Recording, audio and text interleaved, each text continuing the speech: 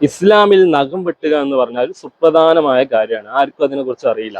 ചില ആളുകൾ നഖം വെട്ടുന്ന രീതിയിൽ പല ആളുകളും പല സംശയങ്ങളാണ് ചോദിക്കുന്നത്.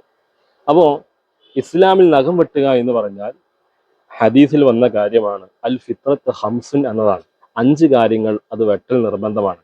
ഒന്ന് നമ്മുടെ നഖമാണ്, 2 ഗുഹ്യ രോമമാണ്. ഇങ്ങനെ തുടങ്ങി 5 കാര്യങ്ങൾ ബുഖാരി ഇമാം റിപ്പോർട്ട് ചെയ്ത ഹദീസുകളുണ്ട്. അതിൽ നഖം വെട്ടുക എന്നത് നമ്മൾ മനുഷ്യൻ അത് ശുചിത്വം എന്ന് പറയുന്നത് ഒരു പ്രോത്സാഹനമാക്കി എടുക്കുന്ന കാര്യമാണ്. പക്ഷെ ഇസ്ലാം അതൊരു നിർബന്ധ അവസ്ഥയാക്കി മാറ്റിയിരിക്കുകയാണ് നഖം വെട്ടുക എന്നുള്ളത്. അപ്പൊ മോനെ, ഇപ്പോഴത്തെ കാലത്ത് നഖം വെട്ടുന്നത് ചെറിയ കുട്ടികൾക്കൊന്നും അറിയില്ല.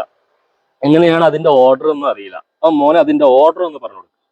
നഖം വെട്ടേണ്ട രൂപം വലത് കൈയിന്റെ ചൂണ്ടുവിരൽ മുതൽ വലത് കൈയിന്റെ ചെറുവിരൽ വരെയാണ്. പിന്നീട് അതിന്റെ തള്ളവിരൽ. പിന്നീട് ഇടത് കൈയിന്റെ നഖം വെട്ടേണ്ടത് ഇടത് കൈയിന്റെ ചെറുവിരൽ മുതൽ അതിന്റെ ചൂണ്ടുവിരൽ വരെയാണ്. പിന്നീട് അതിന്റെ തള്ളവിരൽ. വലതുകാലിന്റെ ചെറുവിരൽ മുതൽ ഇടതുകാലിന്റെ ചെറുവിരൽ വരെയാണ് വെട്ടേണ്ടത്. ഇതൊക്കെയാണ് നഖം വെട്ടുന്ന രൂപം. അതെ, ഇങ്ങനെയാണ് നഖം വെട്ടേണ്ട രൂപം. മോൻ പറഞ്ഞതുപോലെ തന്നെ വലത് കൈയിന്റെ ചൂണ്ടുവിരൽ മുതൽ ചെറുവിരൽ വരെ വെട്ടുക, എന്നിട്ട് അതിന്റെ തള്ളവിരൽ. രണ്ടാമത് ഇടത് കൈയിന്റെ ചെറുവിരൽ മുതൽ ചൂണ്ടുവിരൽ വെട്ടുക, എന്നിട്ട് അതിന്റെ തള്ളവിരൽ.